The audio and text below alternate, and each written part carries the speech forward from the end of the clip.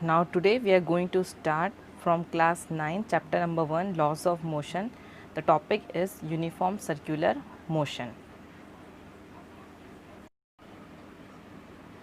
Now I have written the definition of uniform circular motion. The definition is when a body moves in a circular path with uniform speed, its motion is called uniform circular motion. Means जब body move करेगी कोई circular path में, circular means circle, कोई body है वो ये इस point पे है, ए पॉइंट पे, उसने ये पूरा डिस्टेंस ट्रैवल किया और ये वापस ए पॉइंट पे आई with its uniform speed, then its motion is called uniform circular motion. अब इस केस में हम स्पीड कैसे कैलकुलेट करेंगे? So speed is equals to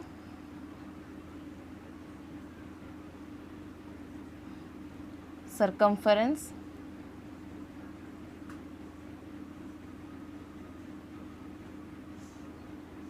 upon time. So we can write speed v. Up circumference, so circumference of the circle is 2 pi r, so we will write 2 pi r upon t. अब r क्या है? r है radius of the circle, ये radius होगा circle का, तो ये r radius of the circle, and time t, मतलब ये एक पूरा सर्कल लेने में जितना टाइम लगेगा that is time t.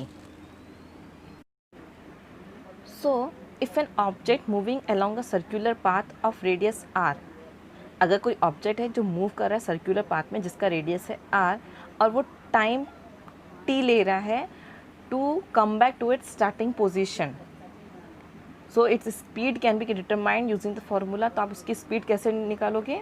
Speed is equals to circumference upon time which is 2 pi r upon t, where r is radius of the circle and time t is the time taken by the object to come back to its starting position.